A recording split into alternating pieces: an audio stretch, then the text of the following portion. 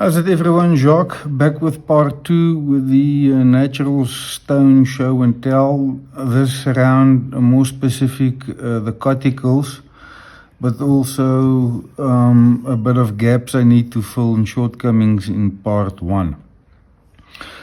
The first one is we never got to have a look at the black Arkansas under the scope. And the stone's also dry, so that's the polished side which you guys have seen. And then this is also heavily polished, but it's dressed on a 220. And if you haven't seen this, I'll link part 1 so you can go and find it. So the first thing we need to do is we need to have a look at this thing under the microscope, which is okay. So we couldn't find the microscope, got it. So novaculite, this is the black novaculite. It is, according to Dan, finer than the translucent. As we say, fineness in these stones really make a difference. What he's saying is this is the densest of the two stones.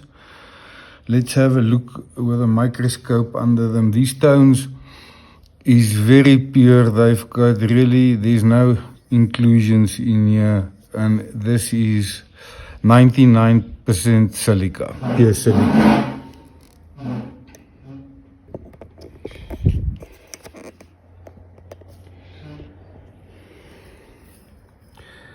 So this is the polished side.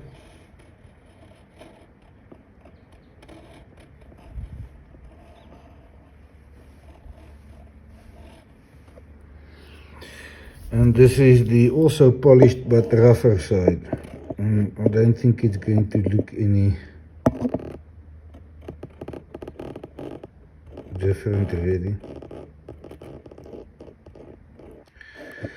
And the white you see is the silica.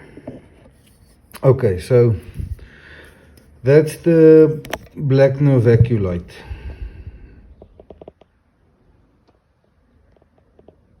Black Arkansas.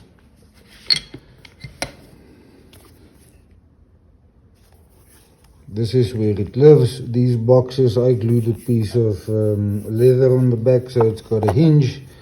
Padded it inside, and this is where I keep my stone. So we're done with the black Arkansas. Coticles. So the first coticle I want to talk about, before we get into this specific coticle, natural stones to give these things a grit, really not useful. So for me, these things is in about the 8,000K range, but depending on how you dress them and what medium you use on these stones, you can push to 16,000K finish very, very easily. So we said these things have got garnets in. It looks like a round golf ball, and they depend on size even within a stone, but also between seams, and we'll talk about them. And even though they are larger than the particles on a 20K stone or something like that, because they're round, they only cut of a fraction in. So as an example, a 6 micron or 15 micron a garnet will only cut 3 micron deep into the steel as an example. So if you've got even smaller, like 6 micron cortical particle, it cuts in like less than a micron into the steel, which gives it a nice soft edge. I didn't speak on any of the other stones around specific gravity, and people want to make it a big hoo-ha story importance. It really doesn't matter, but let me give you understanding. The very dense black Arkansas, that specific gravity of that stone is 2.6. Yes, okay, so if I do the specific gravity on this stone, it's 3.1. So, and this is a softer stone. We've seen that we need to lap them. Black Arkansas, once it's flat, will never need any flattening, lapping ever going forward. These stones regular, so it's softer. So specific gravity really doesn't mean anything, but that is the specific gravity. With a slurry, with a thick paste slurry, you can make this stone cut between, or coticles cut between 1 and 2000 K if you want to try and measure it. With a thinner, milky slurry, 4 to 6000 K. If you've got a very fog-like slurry, or some people refer to it as trace slurry, there's just traces of it, there's the good one, you can push it to 12,000 K. And then if you only run it under water and maybe a soapy thing, you can push it to 16. So it's, do not underestimate these stones. People don't understand them, and they are not prepared to push the stones until they get the best out of them. What else do I want to cover? Not really anything from coticles. I've shown it to you. Belgian blues, and so they back to Belgian blues. These are typically in the 4000 K range. Also garnets, a whole lot less garnets, or about 10% less garnets. Slurry works exactly the same. So these stones is stones I can use to do bevel set straight through to shave ready if I want to. That's why I like coticles. But you can do further improvements with a black Arkansas if you really want to bump up that keenness. So let me talk about this very specific stone. Okay, so let's talk about vein 4, La Grosse Blanchette. Where is this in focus? Here we go. So the La Grosse Blanchette is a light colored coticule layer. These stones, if you leave them in the sun, will discolor and become very dark. Like there's a patch that I didn't sand away, if you can see that. And people a lot of the times, because of this discoloration, miss out on the stones because they think it's something else. Manganese lines in here, flows in here. It looks like a wood fiber pattern. Hope this is visible on the camera. And this is actually one of the characteristics of the stone. Contradictory. Here's another one. This is vein 5, La Grosse Blanchette. We'll get to that. This one's got more wood pores than it has got fibers, and a totally different look.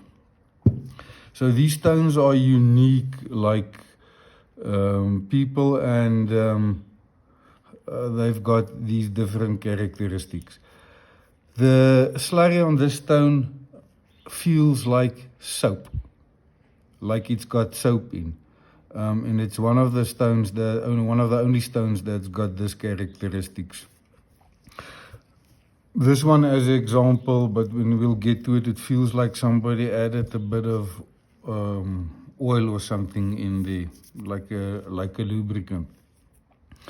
This stone from this vein is depleted. You don't find them anymore, so if you can find one, they are quite nice to have, give a very friendly edge. When you use the stone, it really quickly creates, you'll see it becomes dark from the sward, from the metal it takes away.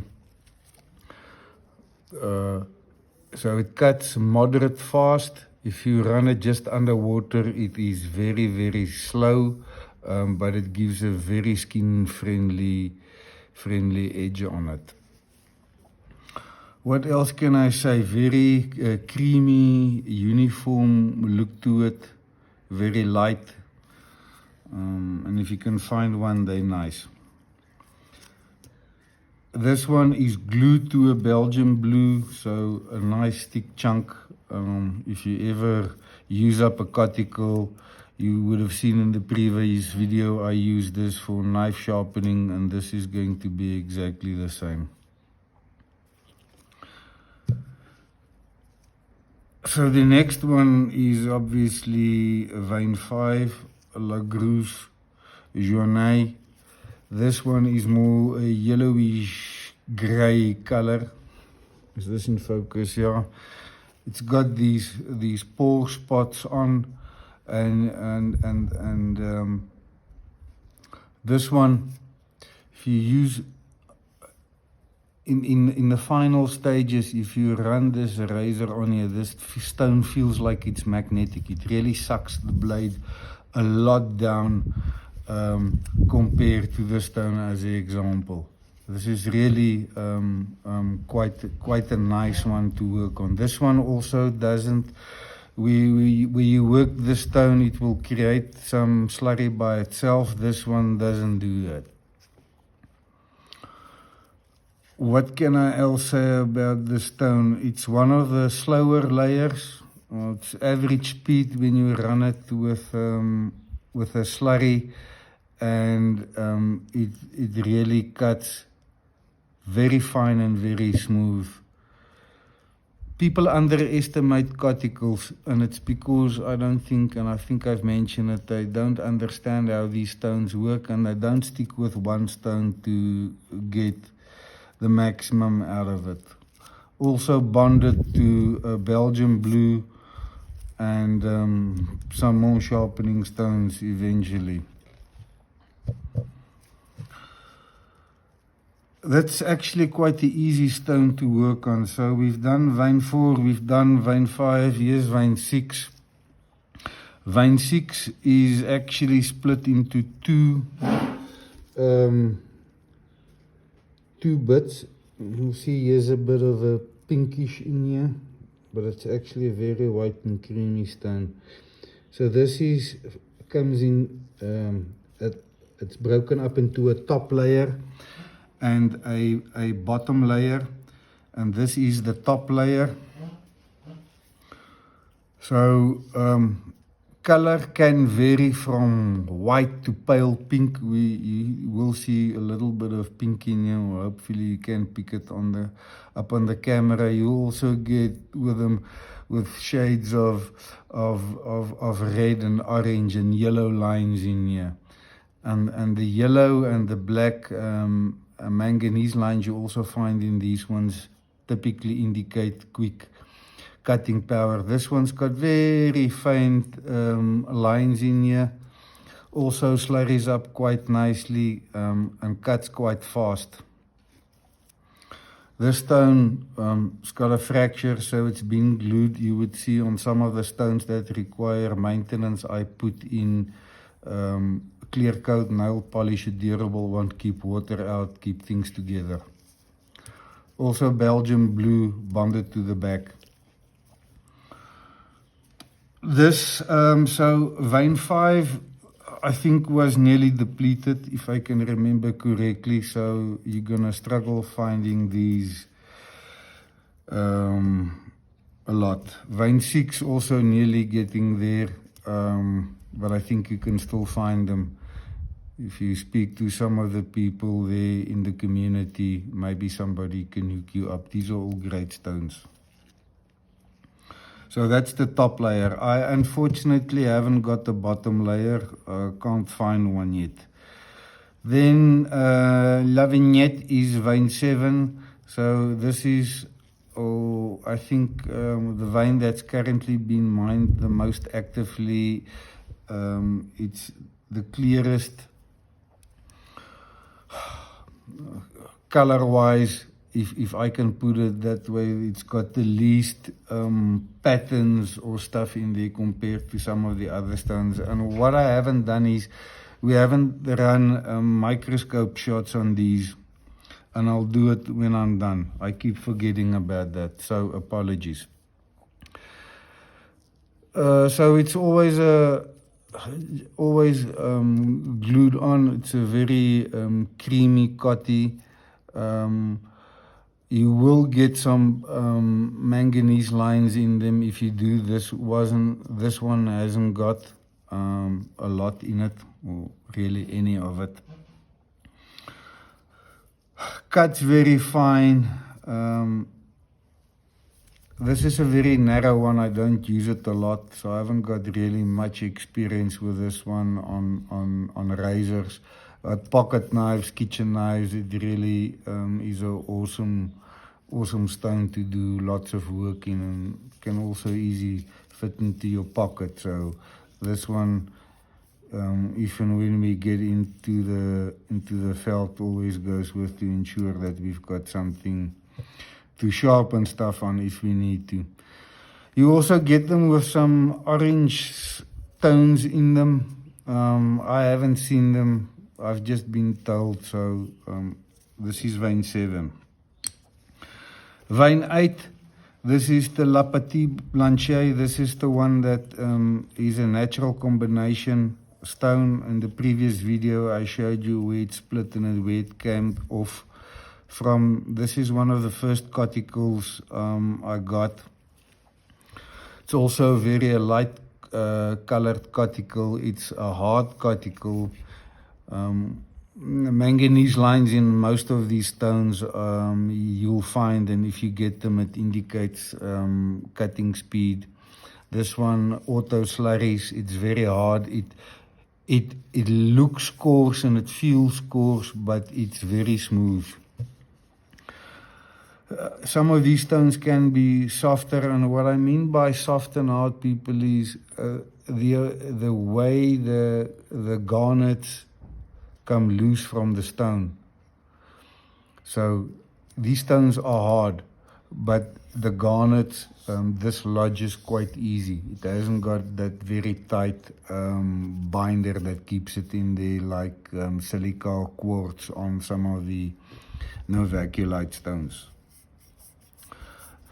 This one can also, this is one of the other stones that can have a little bit of a soapy layer, but fortunately it's easy to distinguish them because a Petite Blanche is always a combination. It's one stone, whereas the others are glued, bonded, typically from other vein, or where they have got Belgian blue available. Cuts quick, moderately fast, very smooth edges. And the slurry, this one behaves more like a J-nut. The slurry seems to break down and seems to lose its cutting capabilities as you go along. This is the only coticle I've seen that exhibits this kind of behavior, and so it makes it also a very nice finisher. Once again, you'll see most of these stones we've said has got a nice finishers. You just need to spend the time to learn with them. Let's quickly do a bunch of microscope shots. So we're going to start with, in the reverse order, this is the Petite Blanche. Very clean, very uniform, but you'll see all these coticles, besides the color, is going to have the same type and look. It looks like a sandstone, very fine sandstone. Okay, so that's the Petite Blanche. Here's vein 7, La Vignette. This is the one that I think is currently under select with a mine. Very clean, same thing. These stones, if you look at them in the sun, you'll see they will have a little bit of a sparkle to them. Actually, a lot of sparkle to them. That's the edge of the stone. Vein 6, the top layer. Get it to focus. Uh-oh.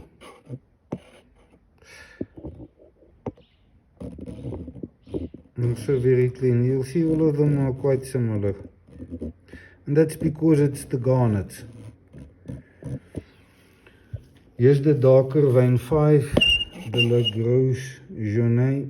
So you would see it's got the different shade to it, slightly different look to it with these red and orange spots,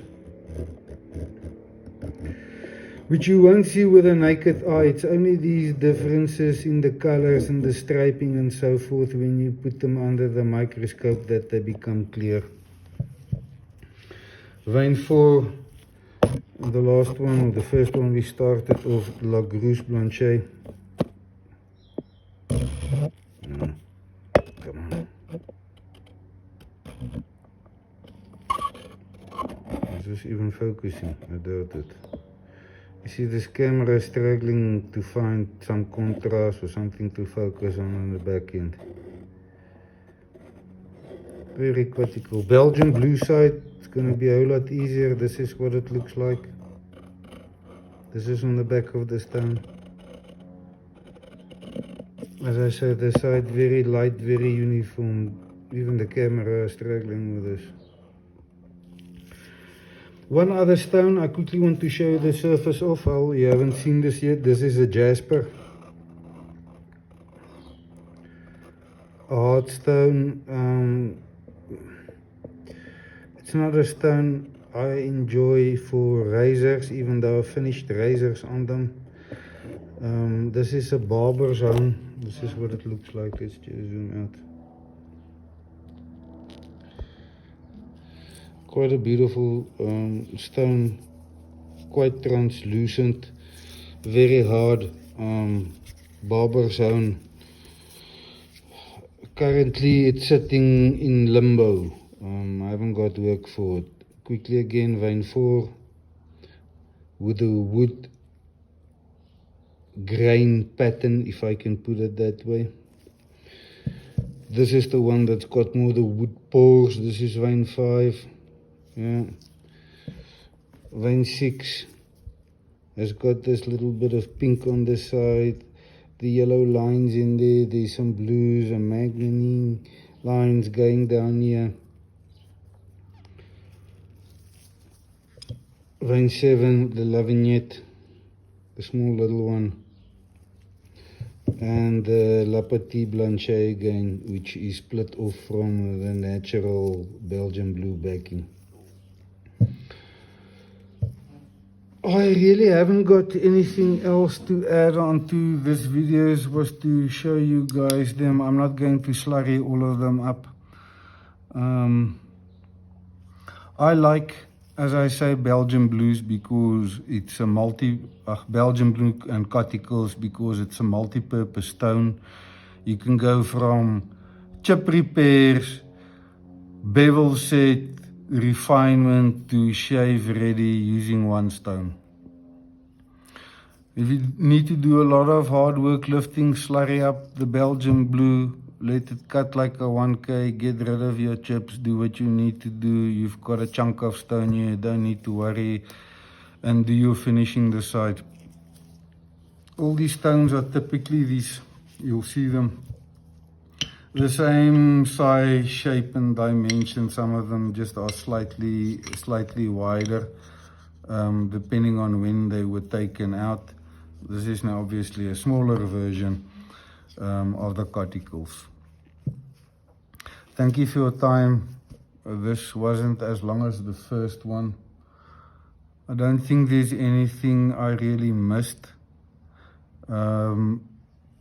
You have now got an idea of natural stones, what slurry is, how you can use slurry, the way you finish razors, the stones, the type of medium you use on them will all influence how you can make the stone behave. You can get and will get shave ready edges of all of these stones if you spend the time and do the steps correctly. I use this to do 90% of my work, as I've said in the first video, 95% of the work. And then I just like taking this really comfort level and just blowing the sharpness out the water on a black Arkansas. And for those gents with the extremely tough beards and the guys that really is looking for really lightsabers, Nagura progression on here, and that's how I fundamentally finish all my razors. You'll be happy shaving off these every day of the week, twice on Sundays. Bumping up the keenness will definitely, nobody will argue and will find that extremely smooth. Remember, these are natural stones, those particles. It doesn't create a toothy edge. I know one of my subscribers and guys that make use of my services, Tootsie, he keeps on mentioning how he can't feel the edge. That's how smooth they are. And this is what you get from natural stones. If you invest in, and once again, if you watch all of my videos, it's not about having a heap of gear. It's having one or two things to get an edge which will make anybody happy. I don't care who you are. So thanks again for your time. Leave some questions or suggestions in below so we can dive into a bit more detail into some other areas or a specific stone or whatever requirements you have. These videos are all very broad. Sharpening is a very, very complex thing. It shouldn't be, but there are many ways of achieving the same thing using different methods. So this is all about enabling you to find stuff that's going to work for you. Thank you.